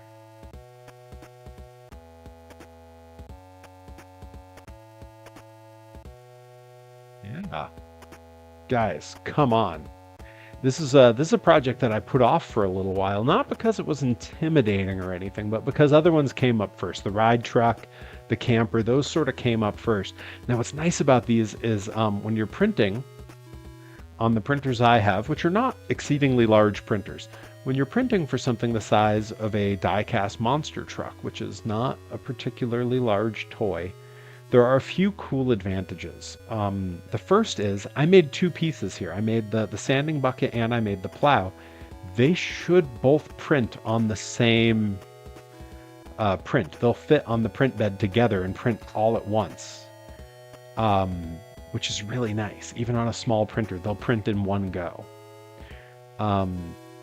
The other thing that's nice is that because it's so small, a lot of the details, now I kept my details very broad.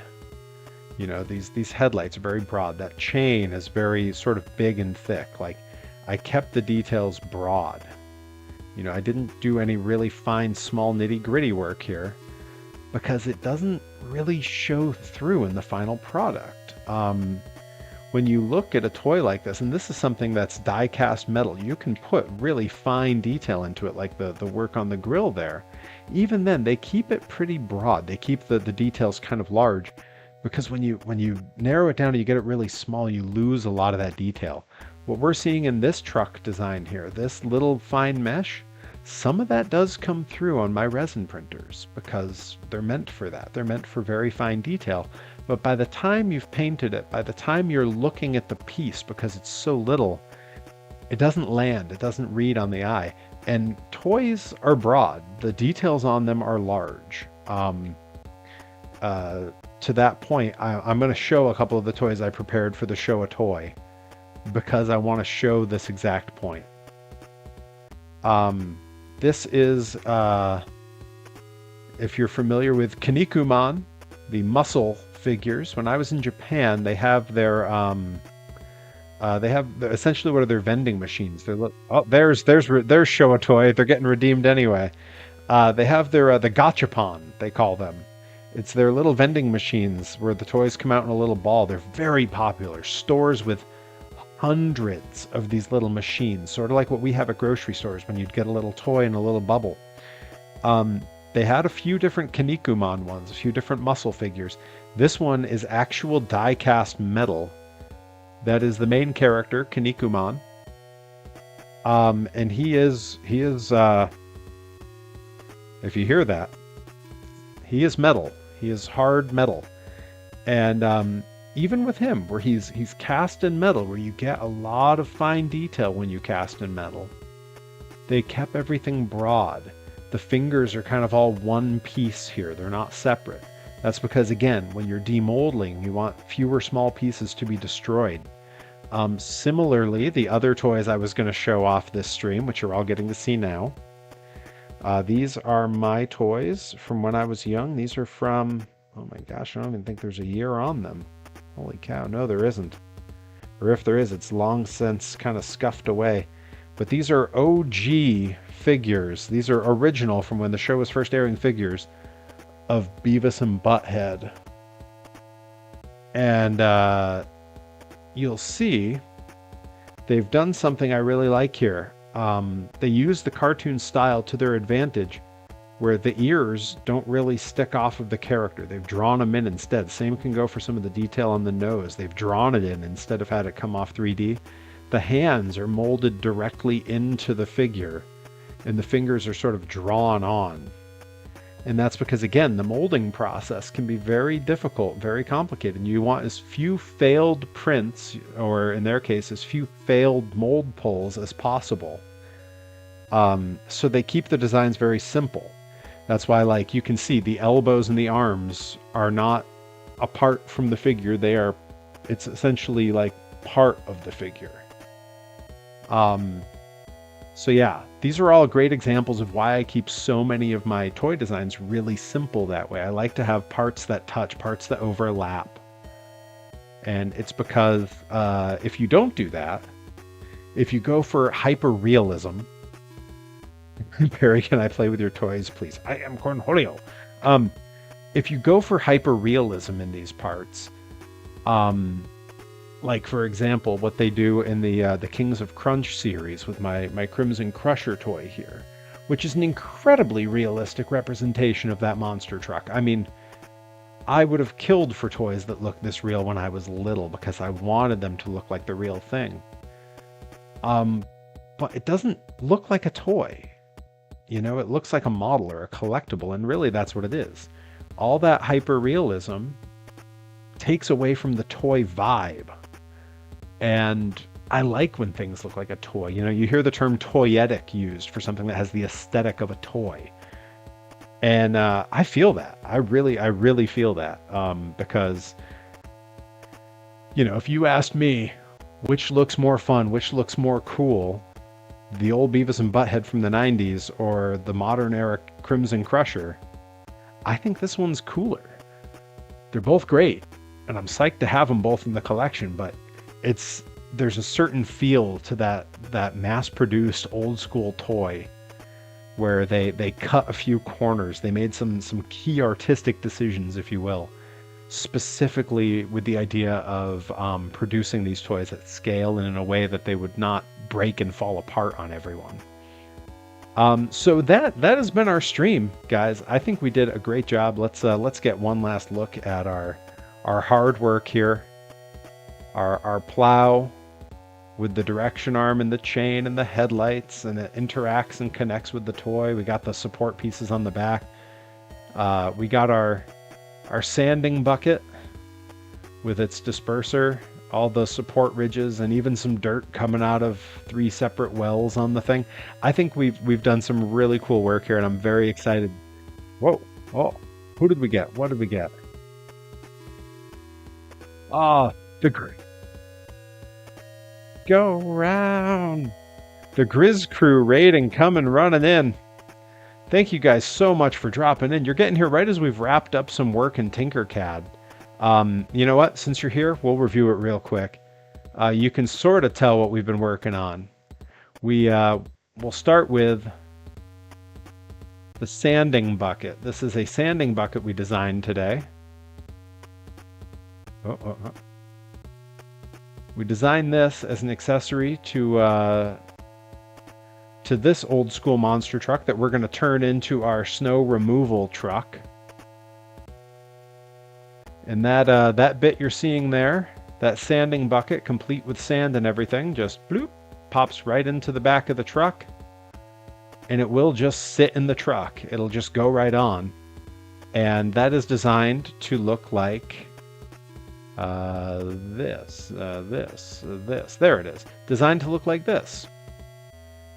And of course, that's not all we did. We also worked on this snowplow, which has a lot of great detail. All the backing pieces. We got the little chain arm that helps direct it. Some headlights kind of on there. And that is designed to look like that. I'm thrilled with how this all came out here. I think we did some really good work. It took some doing, you know, getting arc shapes like this that are very custom. And really, I think the trick to designing these and to getting these to come together in the time that we stream, which is the hard part, right? Getting these to come together in the area of a 1.5 to 2 hour stream. That's the tricky part. If I had all day, of course, I could design this stuff. The real trick is the thought that goes in ahead of time. This is a project that I've been planning on for maybe 3 weeks, and kind of in my head churning over how I can utilize different shapes, how certain shapes can be reused as stamps to create other shapes. And really thinking through keeping the design simple. This is something we were just discussing about classic toys like these Beavis and Butthead figures from the 90s, how they molded the arms into the bodies for the sake of, you know, being able to pull consistent toys out of a mold. That's stuff that's really important to making something feel like a real toy. And once again, Grizz Crew, thank you so much for the raid. You did come in right at the end, but we're going to return the favor. We're going to pay it forward, and we're going to do a raid ourselves. The question is, to whom? Because we got a bunch of cool folks out there streaming right now. I know Frank Howley is streaming. I believe... Let's see. It looks like Johnny Torres may have wrapped his stream. Let's get a look. Let's see who's on. I know Mega64 is streaming, and they're in the room. Johnny Torres is still up. Should we raid Johnny Torres? He's playing Moonlighter 2. Mega64 appears to be... Let's see what's going on in the room with that crew. Mega 64's got a special guest in the room harassing Rocco. Frank Howley, what is he up to? What's he doing? Frank Howley is he's doing some work on his stream. He's redesigning some things. Okay, I think the choice is probably to raid Johnny Torres. But let me see. What do we think? What do we think? That's true. Max is also streaming. Let's see. Rye says Johnny Torres. Nickabean says Johnny Torres. I'm inclined to go with Johnny Torres. So that's what we're gonna do. Johnny Torres got back on streaming earlier this year, and he is crushing it. He is a blast. So we are gonna head over to my most frequent travel buddy, Johnny Torres. Shout out to Ryan Nickabeans and Cody Brooks and Adam at X67, who were all in the chat early, all active in the chat. Shout out to Foldster, one of my 3D print pals. And shout out to the Grizz crew for the raid right at the end of the stream. And we are, as always, paying it forward. Shout out Joey Nails, who was gifting some bits earlier, popping in, talking about snow plowing. Thank you all so much for hanging out, and I will see you over on Johnny Torres' stream.